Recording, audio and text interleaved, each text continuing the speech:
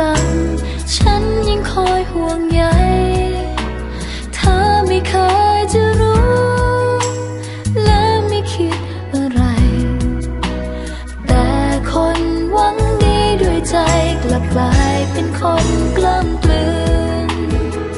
เหมือนเป็นคนอื่นที่เธอไม่เคยสนใจ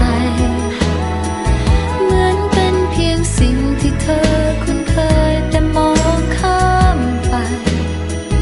ใจเปลี่ยนด้วยรักและความห่วงใยฉันนั้นให้ทุกอย่างอยากให้เธอเจอแต่วันที่ดีคงจะมีเพียงฉันแม้ว่าวันเลยผ่านความหวังยังเกิดกับฉันคงเหมือนเดิมอยู่อย่างนั้นแต่เธอไม่เคยต้องการจะมองในความหวังดี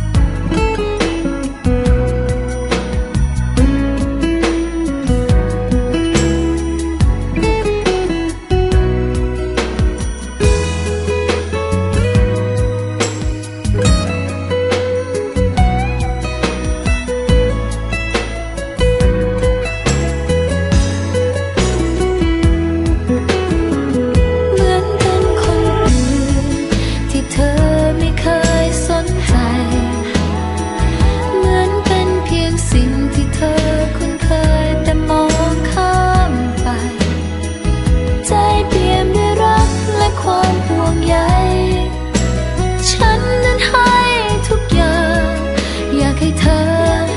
เจอแต่วันที่ดีคงจะมีเพียงฉันแม้ว่าวันเลยผ่านความหวังยังเกิดกับฉัน